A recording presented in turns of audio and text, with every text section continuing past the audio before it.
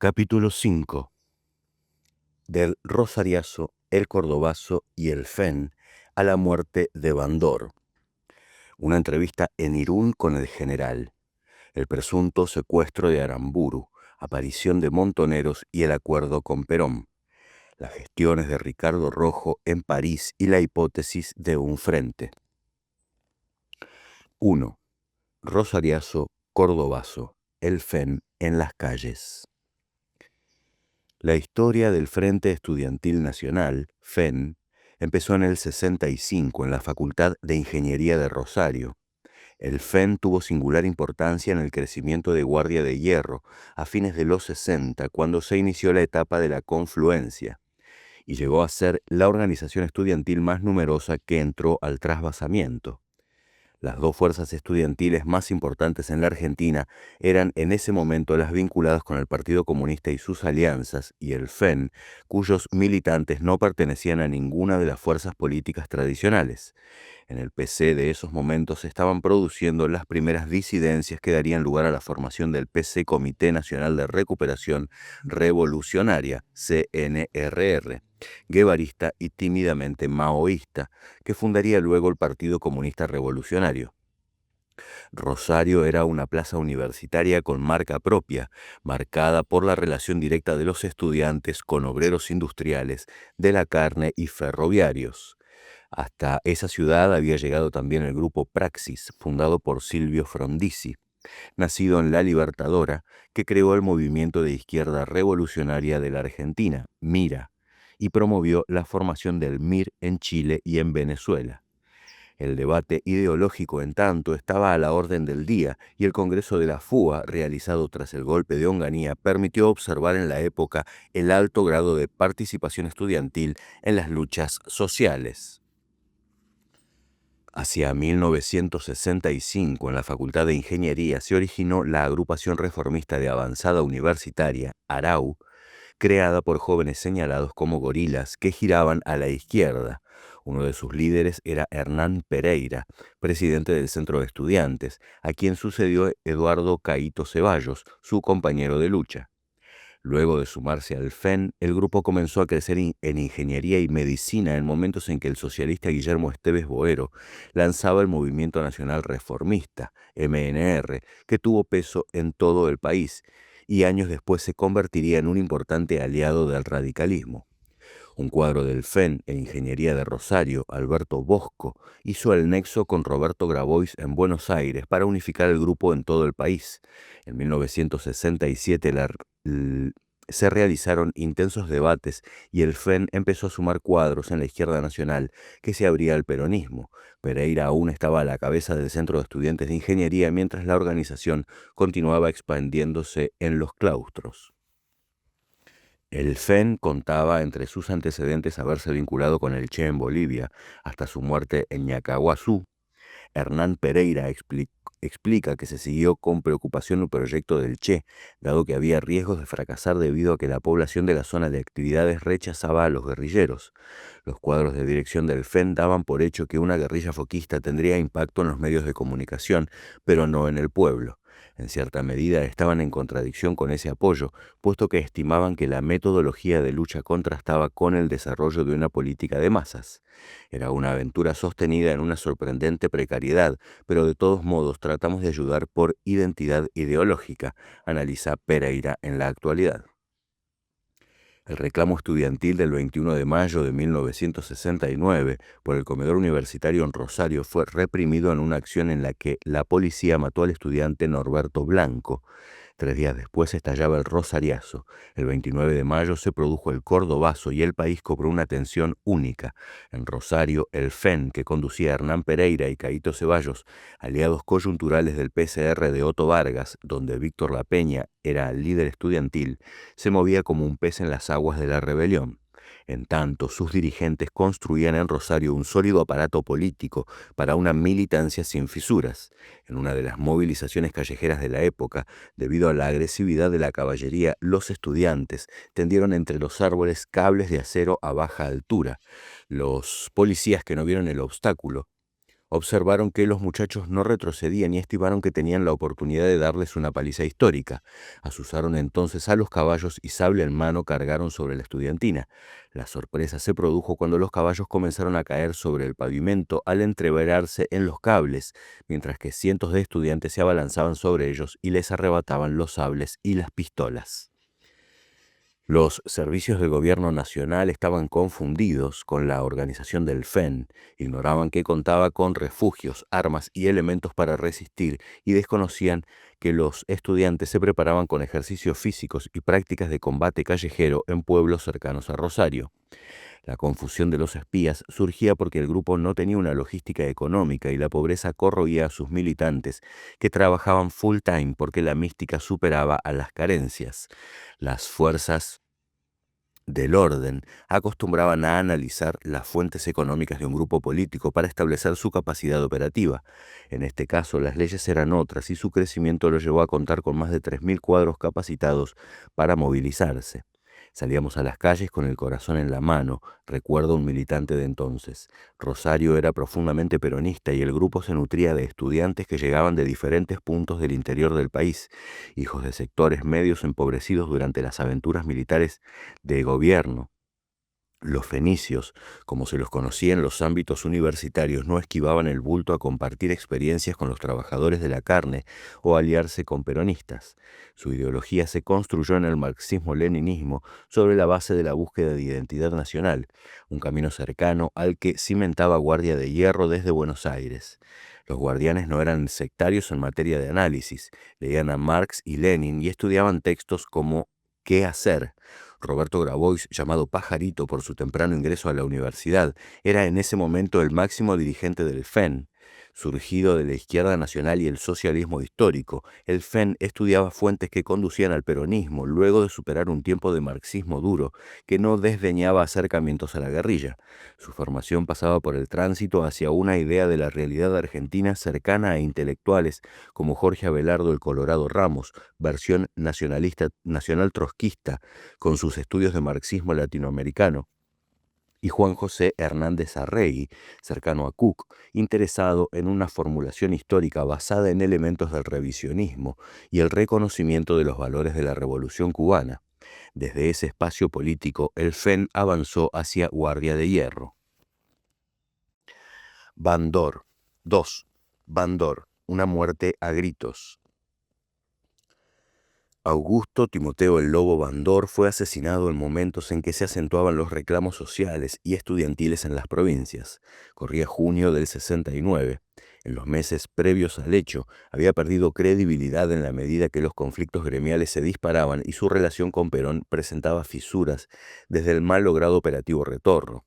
El régimen necesitaba rehacer sus acuerdos con Bandor, resquebrajados por la acción de la CGT de Ongaro y las primeras acciones de la guerrilla urbana y la movilización social.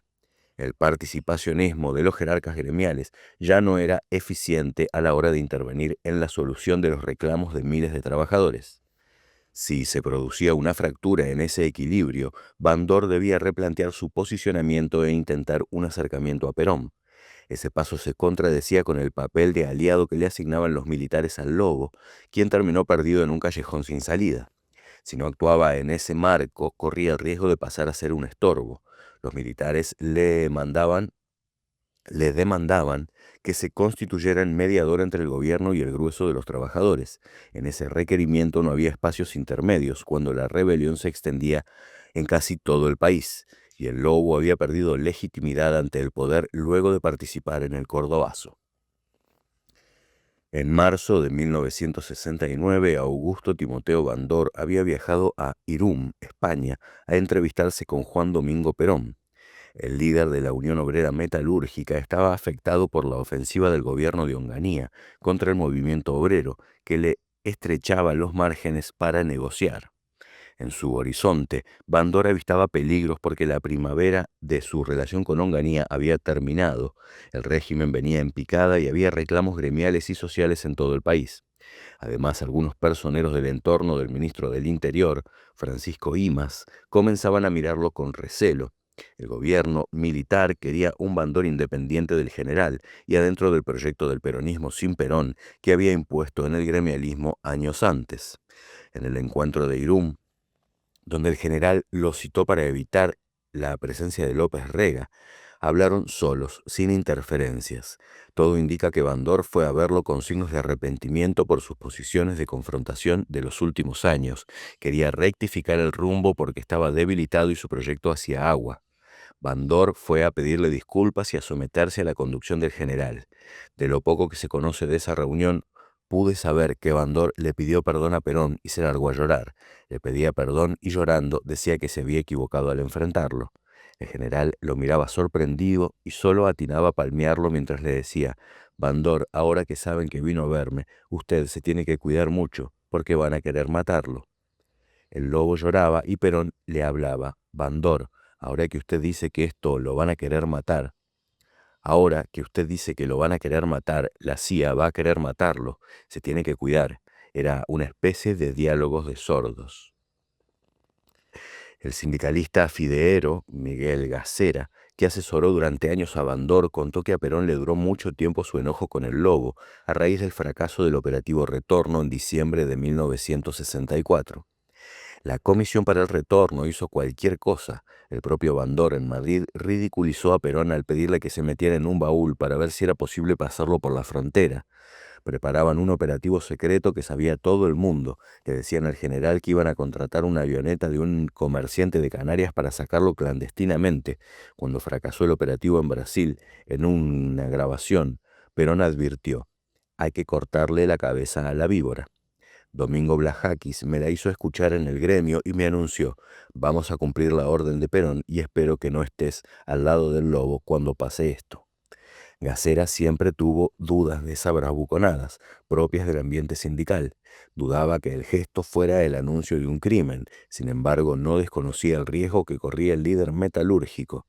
Meses antes, en una reunión de la que participaron Paulino Niembro, Lorenzo Miguel y Avelino Fernández, preocupado por rumores sobre un atentado contra su vida, Gacera le había sugerido que se fuera del país y le propuso una agenda para que durante 6 meses viajara a conocer sindicatos de países árabes a Israel.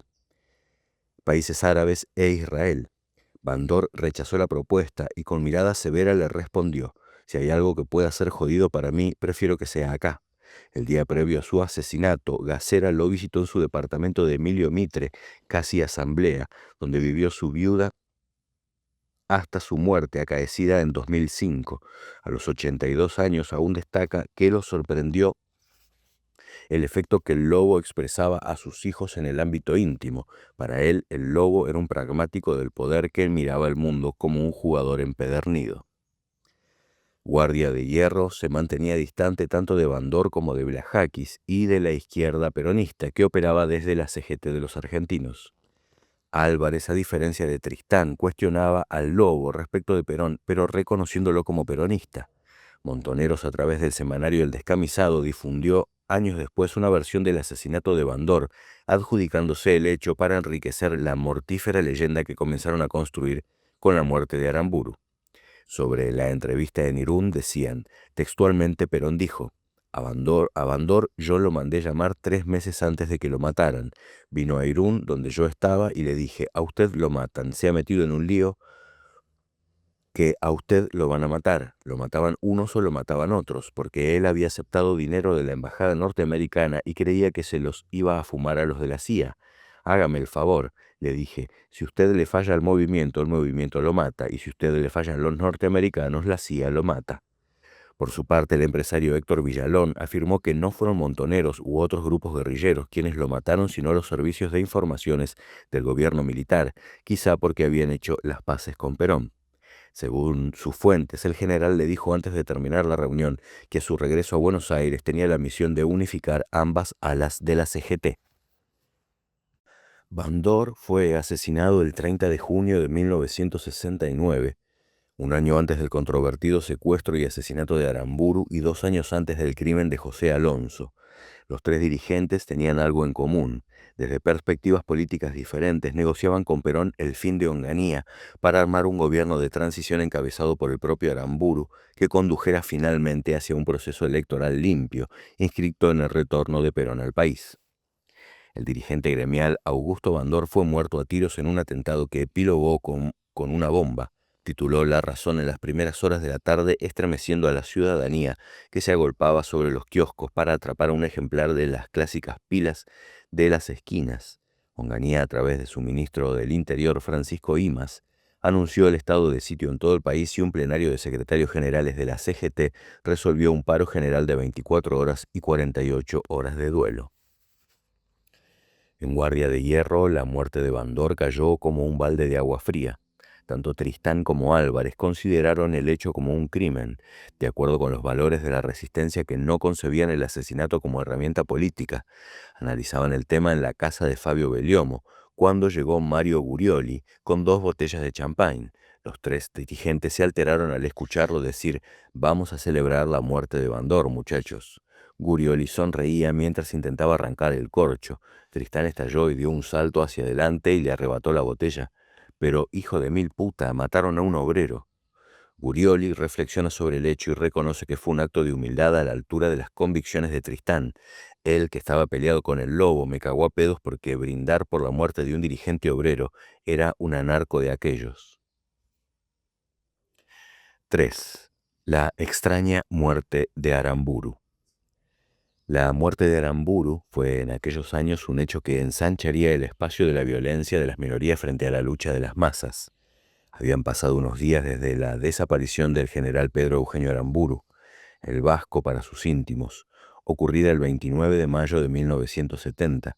El general Bernardino Lavairu había ido con el pequeño nieto del general, Wagner Eugenio, a quien llamaban Timo, a casa de un amigo para intercambiar información.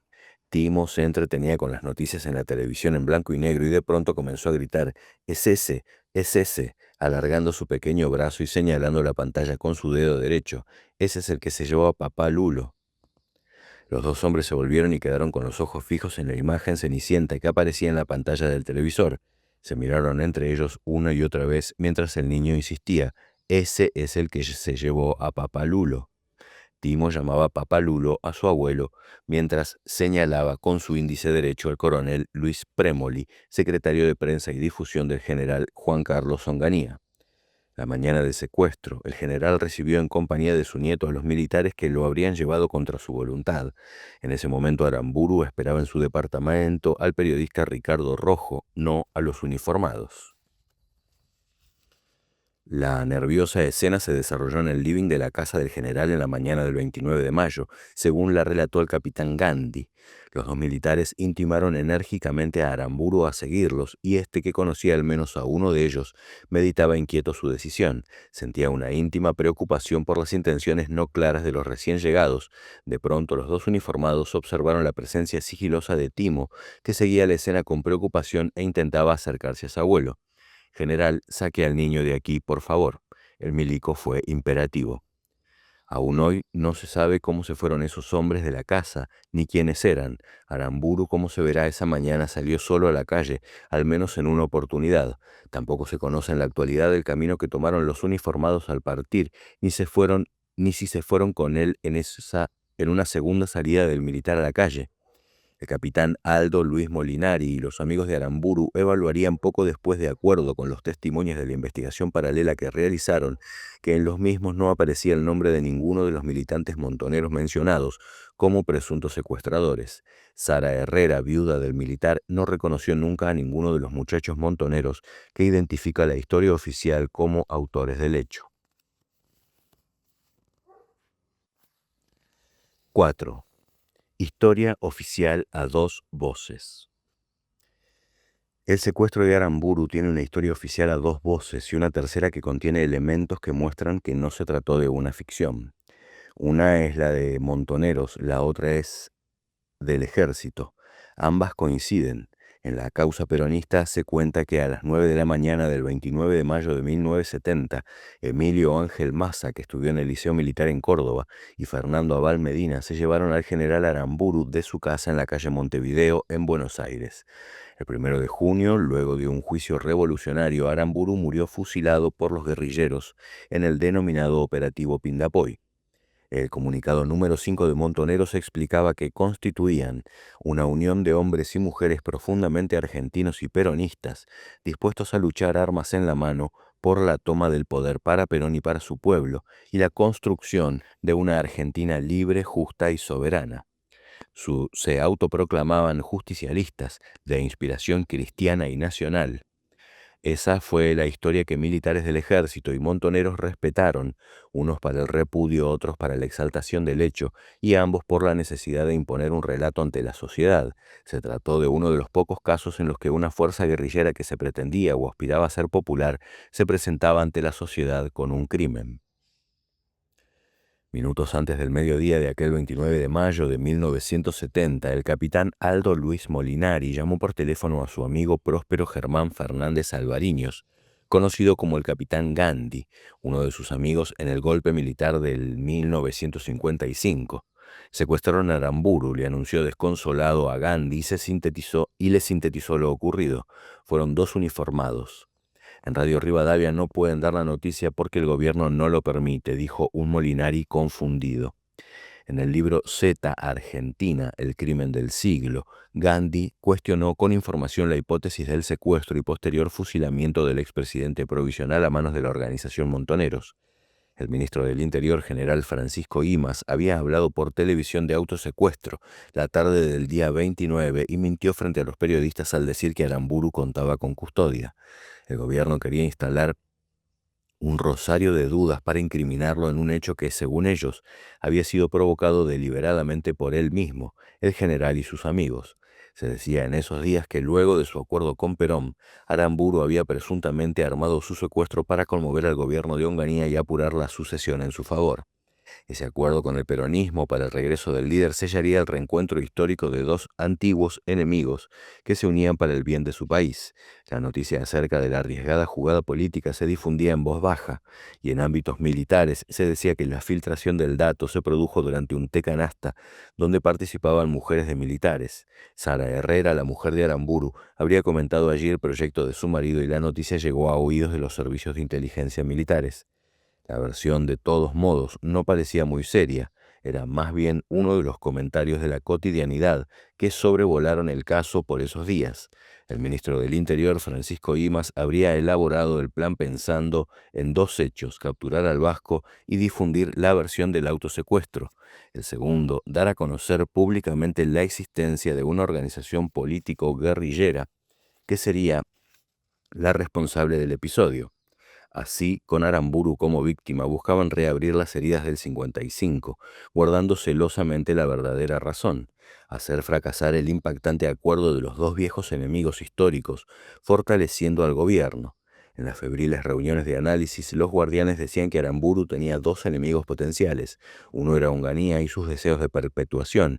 El otro no aparecía entre las luces del escándalo. Era Alejandro Agustín Lanusse, un general liberal que quería ser el futuro presidente para realizar en el gobierno una apertura política menos generosa, que legalizara el retorno de Perón y el llamado a elecciones a través de un acuerdo nacional y un partido propio. En este contexto histórico establecían Álvarez y Bellomo, irrumpieron con Mario Eduardo Firmenich, Fernando Abal Medina y Norma Arrostito, entre otros, como líderes de Montoneros. Juan Carlos Pallarols recuerda hoy que tenía su negocio de platería y antigüedades, Montevideo 994, en la vereda de enfrente a la casa de Aramburu, Montevideo 1053. Su trabajo de artesano lo realizaba frente a la vidriera, desde donde veía la calle en compañía de varios trabajadores. Uno de ellos era un periodista que estaba en el lugar al producirse el hecho, Jorge Audino. Desde ese sitio veían salir a Aramburu todos los días. La mañana del 29 de mayo de 1970 observó que el general salió de su departamento solo, cruzó la calle y se detuvo frente al kiosco, ubicado al lado de la platería. Ese día, como siempre, estaba muy pulcro, afeitado, de saco sport y con los zapatos bien lustrados. Aramburu era uno de los primeros vecinos que salían a la vereda. Compró un atado de cigarrillos Derby. Como cada mañana, intercambió algunas palabras con el gordo Eduardo, el kiosquero. Lo saludó amablemente, volvió a cruzar la calle y fue hacia su casa, un edificio de departamentos tipo francés. Al lado de la entrada, a pocos metros, estaba el estacionamiento. Nunca vio un militar en la calle, el 29 de mayo de 1970. De acuerdo con el testimonio de Pallarols, se puede pensar que alguien pudo esperar al vasco en el estacionamiento. Si quienes lo visitaron se retiraron de manera previa a su salida, todo lleva a concluir que pudo haber ido a una cita por decisión propia, o que aquella mañana salió en más de una ocasión a la calle. Pallarols recompone hoy las imágenes de aquel momento. Poco antes del mediodía se corrió la bola del secuestro y se reunieron frente a su casa vecinos, curas del colegio Champagnat, que está al lado, y periodistas. Mi negocio se convirtió entonces en el lugar donde paraban los cronistas, que hacían guardia. Pasaban al baño o pedían que les cargáramos el termo del mate con agua. De la gente que lo visitaba me acuerdo muy bien del embajador de Costa Rica, Mario Monge, cuya esposa Silvia era clienta mía. En esos días los periodistas que paraban en la platería hablaban del ministro Imas, que había partido imprevistamente a los Estados Unidos. Comentaban que en Washington se cocinaba la venida del general Livingston, que iba a suceder a Onganía en la presidencia de facto. 5.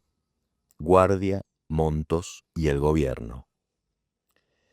El episodio Aramburu es central en el desarrollo de la juventud peronista y establece el límite en la relación entre Montoneros, la tendencia, la juventud peronista de las regionales frente a Guardia de Hierro, las Fuerzas Armadas Peronistas y el Movimiento Revolucionario Peronista, de Gustavo Riarte. Muchachos, no se metan en ese quilombo que no es nuestro. Los Montos vienen a enfrentar al general y a meterse a todos en una misma bolsa de violencia. Hay que guardarse y esperar, repetía Riarte, a la militancia en la idea de que la irrupción de Firmenich y su batuta tenía otros objetivos. Las FAP, en cambio, si bien eran peronistas, reivindicaron el fusilamiento y el 28 de abril de 1971 lo hicieron saber en un documento público. En Guardia de Hierro, Fabio Bellomo y Alejandro Álvarez analizaban que se trataba de una cuña de cuadros que iba a ser desde la izquierda, gente procedente de la militancia católica que quería crear un peronismo sin Perón. Los Montos armaron su orga para quedarse con todo el poder a través de una cuña de cuadros, que era una infiltración desde los flancos, no frontal. Pretendían acelerar la realidad en la idea de eliminar de la escena a Perón y reemplazarlo. Evidentemente nosotros no bloqueamos el intento, dice Alejandro Álvarez. Grabois coincidía con esa mirada. En ese momento, tanto las brigadas de JP de Guardia y las aún incipientes convergencias de los humanistas, el FEN y la afiliación en los barrios hacían crecer a la organización. Los guardianes tenían razón en algo. Si el planteo era una cuña de cuadros, imponer en la sociedad la noticia del fusilamiento de Aramburu permitiría a Montoneros crecer en una etapa caracterizada por la euforia juvenil. Miles de jóvenes creían que la revolución estaba más cerca porque presumían que las acciones del peronismo revolucionario atraían a las masas. A partir de adjudicarse ese ambiguo crimen fundacional, era posible un imaginario según el cual Montoneros estaba en condiciones de ganar la adhesión de los jóvenes de la política como vanguardia de la lucha armada para la toma del poder, y ese temor era uno de los principales motivos de las arduas discusiones en Guardia de Hierro. Allí se expresarían las diferencias político-ideológicas entre Guardia de Hierro y Montoneros. Los primeros, ubicándose en la ortodoxia peronista y en torno a un cuadro de ideas que serían declaradas como de derecha por los seguidores de Firmenich. La derecha en el peronismo, sin embargo, era el comando de organización de Alberto Brito Lima y no Guardia de Hierro. En Guardia decían que Montoneros surgía para ocupar el rol protagónico del clásico espacio de izquierda, sin tener un proyecto sólido de construcción de poder que considerara la organización del pueblo para acompañar la vuelta del general. Para los guardianes había que partir del trabajo de base, en los barrios y entre la gente, para lograr una formación doctrinaria y operativa de sus cuadros. En ese camino, según la doctrina peronista, se precisaba incorporar a la comunidad, la sociedad civil, organizándola para actuar junto a los frentes gremiales y universitarios en un proyecto de recuperación democrática de la República. Por eso, es posible afirmar que la violencia solo era una herramienta específica, entre otras, por utilizar. Podía usarse ante el régimen de facto y perdería su espacio al retornar el líder. La conducción entonces tendría un actor central y la construcción no sería desde fuera del movimiento, sino desde dentro, aunque los montoneros no pensaban lo mismo. Ellos querían meterse en la violencia y enfrentar al general porque su objetivo era conducir el proceso político desde el exterior del campo del pueblo, como vanguardia. En esa controversia puede establecerse que se abría el camino de lo que Álvarez y Bellomo definían como la cuña de cuadros que se desarrollaba desde el exterior al interior. El ingreso posterior a la organización de las Fuerzas Armadas Revolucionarias, FARC, provenientes en parte del MLN, Movimiento de Liberación Nacional, llamado el Malena, que orientó Ismael Viñas, y del comunismo como su líder, Roberto Quieto, haría el resto sumando cuadros. Son un peligro estos muchachos. Pocas veces se dio en política ver a fachos y bolche juntos, todos en una misma bolsa, solía comentar Tristán. Los fachos eran los montos, hijos de la derecha católica, los bolches los que llegaron desde la izquierda, en particular aquellos que en 1973 se integraron en la FARC. 6. El fantasma de Lonardi. Mariano Montemayor, periodista que formó en los 60 una dupla golpista con Mariano Grondona y operaba oficiosamente para el gobierno, dirigía el pasquín Tiempo Social, que financiaba el gobierno de Onganía desde el corazón de su aparato político. En febrero de 1970, Montemayor comenzó a denostar a Aramburu por los fusilamientos de 1956, a la vez que suministraba información encriptada. Aramburu, el día que muera, no está lejano porque ya es viejito y pobre, va a pasar al olvido. Luego aseguraba que el general tiene las manos manchadas de sangre, razón por la cual no puede tocar la banda presidencial. Se refería también a una conspiración similar a la que derrumbó a Lonardi el 13 de noviembre de 1955, y un plan que sería la destitución del presidente Onganía para que ocupara su cargo Aramburu, en quien se han despertado ciertos sentimientos mesiánicos, después de un corto viaje que pareciera haber sido algo así como una inmersión en aguas del Jordán. Aramburu había viajado a París a fines de diciembre de 1969 y permaneció hasta los primeros días de 1970. Según sus declaraciones, había ido a Francia a pasar Navidad y Año Nuevo en compañía de su hija casada con Werner Boulgard, cónsul general argentino en París. He venido a París a ver a mi hija Sara y a mis nietos, Eugenio de 8 años de edad y Matías de 4. Esta es una visita estrictamente privada.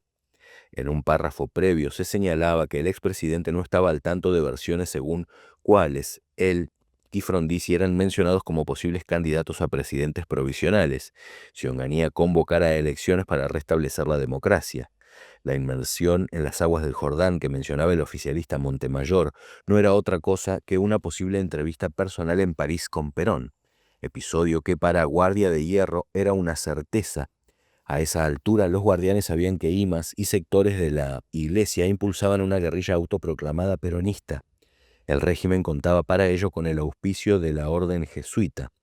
Alberto Sili, jesuita, ex titular del Centro de Investigación y Acción Social, CIAS, reconoce hoy: nosotros teníamos una marcada simpatía con montoneros. El cura Alberto Carbone, que trabajaba junto al obispo Juan Carlos Aramburu en la sede del episcopado, prestó su máquina para redactar el primer comunicado montonero por el episodio Aramburu.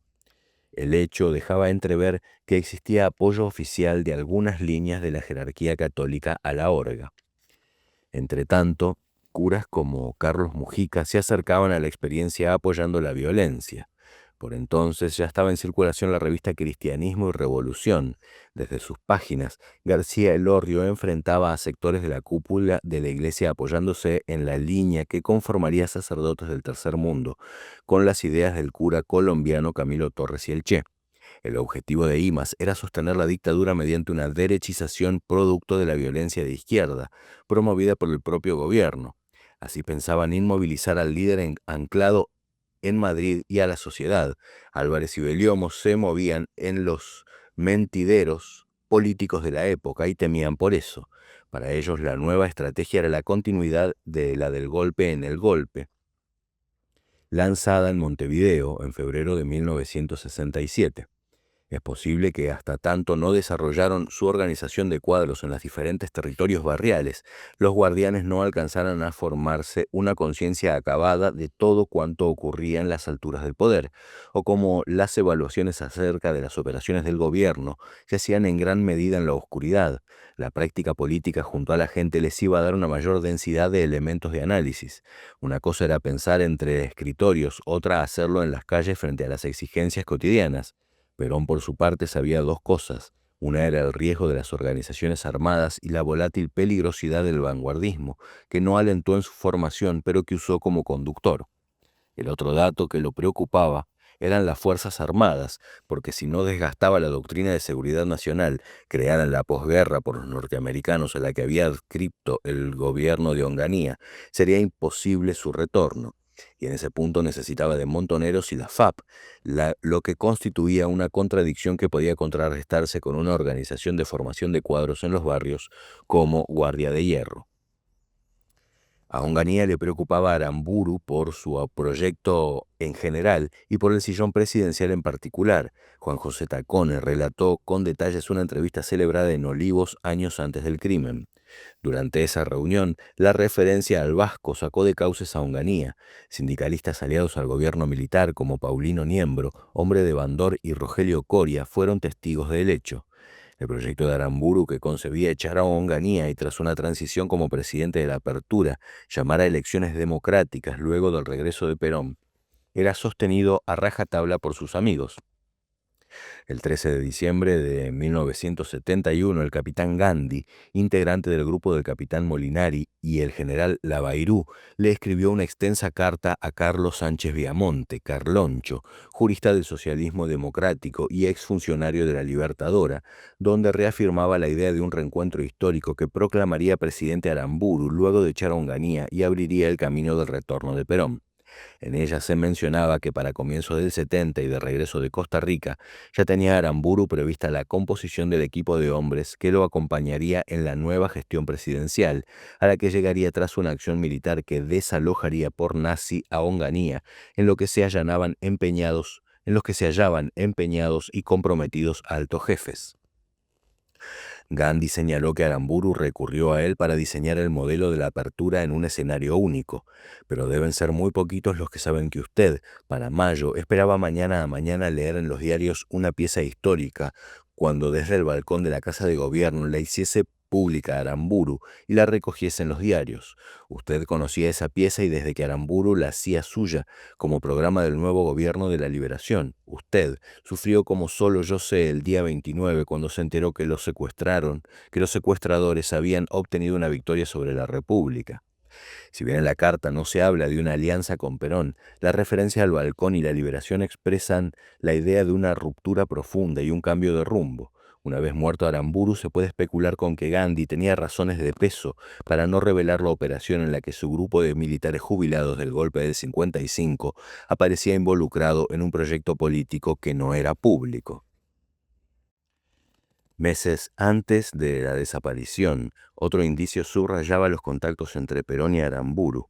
Héctor Espina reveló para este libro que se había reunido con Héctor Lanes, que durante un breve periodo antecedió a Paladino en sus funciones de delegado personal de Perón, en las oficinas de Rubén Antonio, hermano de Jorge. Lanes le exhibió en la ocasión una carta de Perón en la que narraba que el coronel Cornicelli, que fue luego el negociador de Lanusse, había ido a verlo en nombre de Aramburu solicitando su apoyo para desplazar a Onganía. Perón le contaba en la carta que si Aramburu daba elecciones sin proscripciones y reconciliación, como prometía, el peronismo no se iba a oponer. 7. El peronismo no fue. Días después de la desaparición de Aramburu, en tanto no se sabía nada de su suerte, el nuevo delegado de Perón, Jorge Daniel Paladino, recibió a Gandhi y al general Bernardino Lavairup en su oficina en la calle Tucumán, frente al Comité Radical de Capital. Paladino convocó a Mario Gurioli, de Guardia de Hierro, para que fuera testigo del encuentro. Lavairu tomó la palabra y fue terminante. Los amigos de Aramburu estaban convencidos de que el peronismo no tenía nada que ver con el secuestro. Juntamente con Gandhi, acusaron a Onganía Bobby Roth, a Darío Sarachaga, del Ministerio del Interior, y al ministro Francisco Imaz, de ser responsables del hecho. Según Gurioli, Gandhi dijo, Sarachaga lo recibió directamente a Firmenich varias veces y su ingreso quedó consignado en los libros de gobierno cada vez que entró. Mario Firmenich era en ese momento uno de los hombres más buscados, sospechado de ser uno de los secuestradores del infortunado general. Paladino entonces sorprendió a los presentes al afirmar, señores, no tengo dudas y sé que existieron contactos entre Perón y Aramburu tendientes a realizar un renunciamiento histórico en la búsqueda de una reconciliación para el país. Gurioli asegura que en esa reunión escuchó por primera vez antecedentes de un presunto encuentro Perón-Aramburu en París, aunque aclaró que la referencia se hizo en un contexto general. Recordó entonces que Álvarez le había contado que en la biblioteca de Puerta de Hierro en 1968 había visto una novela de André Malraux, La condición humana. En esa oportunidad, a solas con el general, tomó el libro y le preguntó si conocía al autor. A ese escritor no lo conozco, le respondió un Perón incómodo. Al abrir la primera página se encontró con una dedicatoria del autor al amigo Juan Perón, cuando giró la cabeza levemente para mirar al general. Álvarez se encontró con una leve sonrisa de complicidad y calló. Gurioli insistió en señalar que el gallego estaba en antecedentes de que el contacto entre Aramburu y Perón era el periodista argentino Ricardo Rojo. La hipótesis de un encuentro entre Perón y Aramburu en París se fue convirtiendo para los guardianes en un secreto a voces. Si cabía una reconstrucción política por medio de la reconstrucción histórica de un lazo entre los generales había sostenido antes del 55, todos los protagonistas debían estar a la altura de los acontecimientos. El hecho político, según los guardianes, iba a consolidar la necesidad de construir una organización de cuadros con proyección al año 2000, como se acordó en Madrid. En ese punto surge una controversia. Algunos militantes de la época señalan que en los encuentros de Puerta de Hierro de enero del 68, el general habría sugerido a Álvarez que, paralelamente al trabajo de masas, organizaran un pequeño aparato militar. En esa propuesta, que avaló como cierta Agustín Tirelli, cercano a Julio Bárbaro y a Héctor Tristán, estaba contenida su convicción de que el gobierno de facto le preparaba al peronismo una celada desde la izquierda, frente a lo cual debían actuar. Álvarez, en cambio, la desmiente. El general sugieren los guardianes que expresaban diferencias con Álvarez, no quería dejar el espacio de las formaciones especiales como una herramienta en manos de Onganía, sectores de la iglesia y esos muchachos. Perón tomaba todo lo que tenía a mano y diseñaba sus estrategias con ese dato de la realidad. Luego procuraba crear herramientas nuevas. No era descabellado pensar que podía sugerir la formación de un grupo de acción político-militar propio para hostigar al régimen. Es cierto que Guardia formó un aparato político y no un ala militar, aunque haya tomado recaudos y eventualmente organizara un grupo de autodefensa armado. La conformación o no de una organización armada pudo haber complicado la discusión política por los espacios de desarrollo de Guardia, en particular con montoneros. En ese momento, tener un aparato militar constituía además un factor de prestigio para muchos jóvenes. Se comenta que Carlos Caride, el guerrillero de la FAP, que en 1976 se integró a Montoneros, le reprochó a Álvarez en público la falta de ese aparato militar. Alejandro es partidario de la guerra popular prolongada, prolongada. Otros militantes de la época creen que en Guardia de Hierro no se construyó un ala militar porque el gallego tenía una tendencia que se agudizó luego de la muerte de Perón. Por indolencia le costaba poner en acto la política, y como la política es acto, tuvo diferencias con otros líderes, que arrastró hasta la actualidad. Además, rehuía los primeros planos y jamás aceptó siquiera un cargo público o partidario.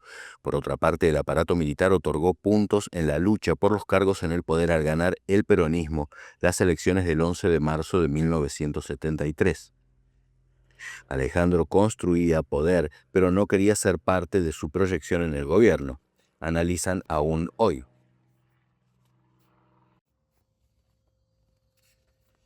8. Ricardo Rojo busca a Aramburu. Aramburu se les había muerto del corazón a sus secuestradores en el hospital militar, y fue Premoli el que lo hizo secuestrar de su casa, con el pretexto de una cita.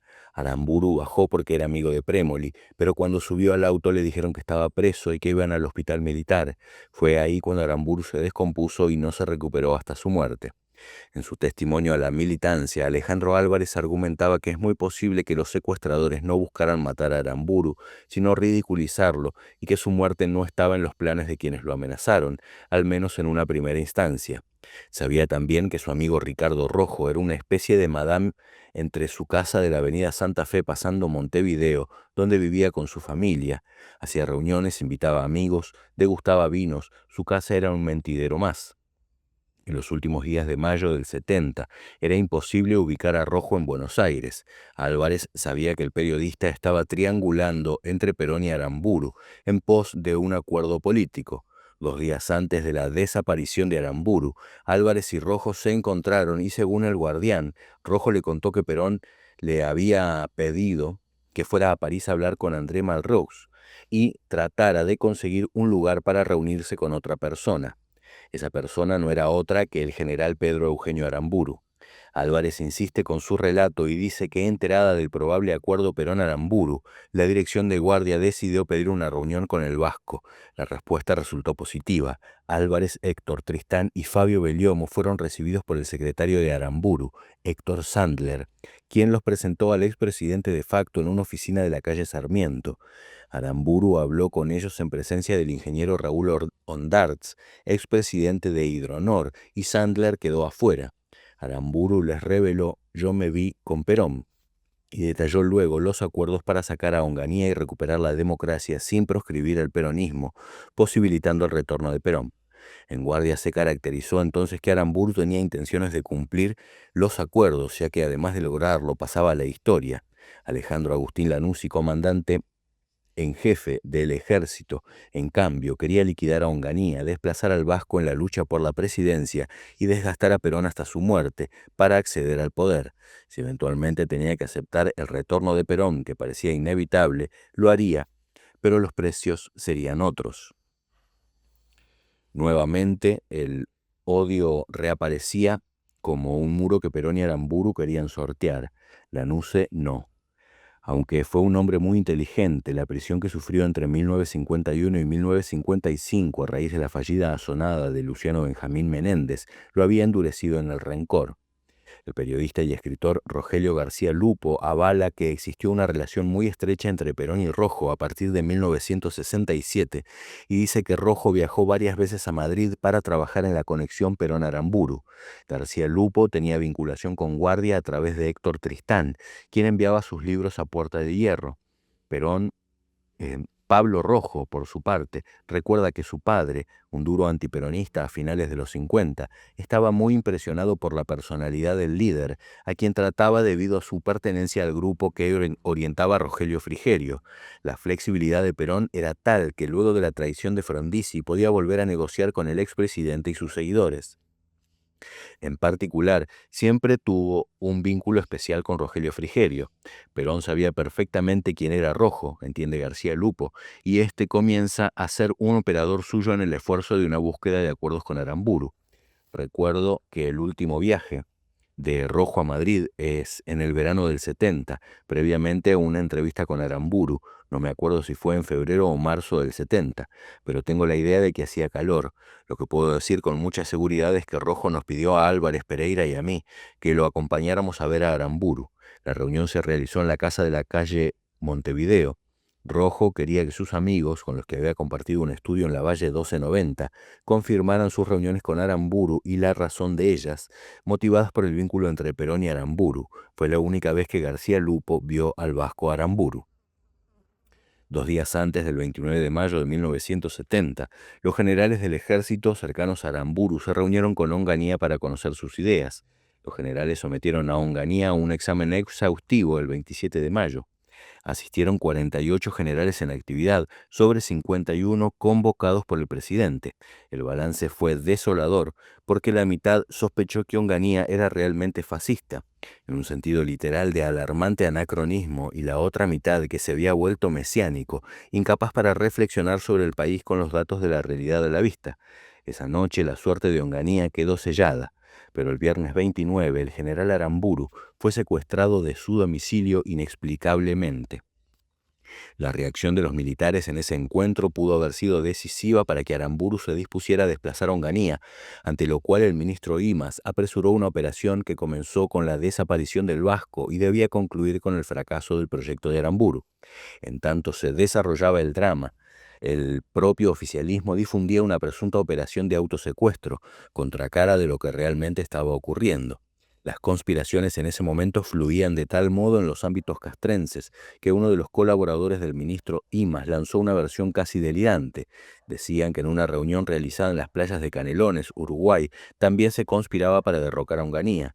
La especie fue desmentida por el gobierno de ese país, cuando en una reunión le comunicaron el episodio a un oficial del ejército en Buenos Aires, harto de los mentideros públicos.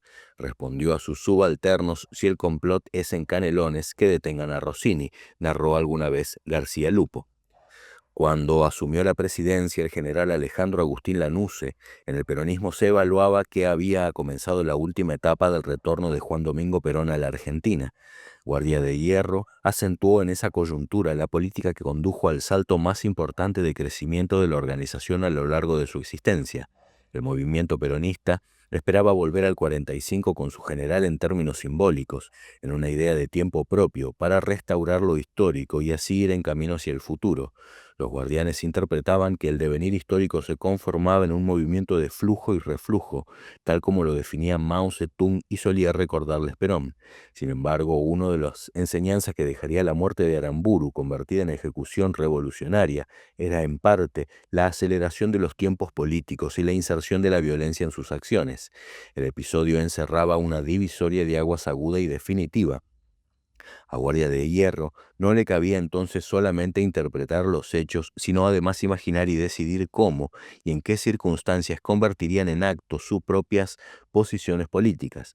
En esa escenificación dirían a los otros quiénes eran, qué querían, cuál sería su horizonte y con quién lo harían. Toda una definición que en política significaba mostrarse, poner el cuerpo en acción, entrar al baile y encarar lo más difícil: bailar.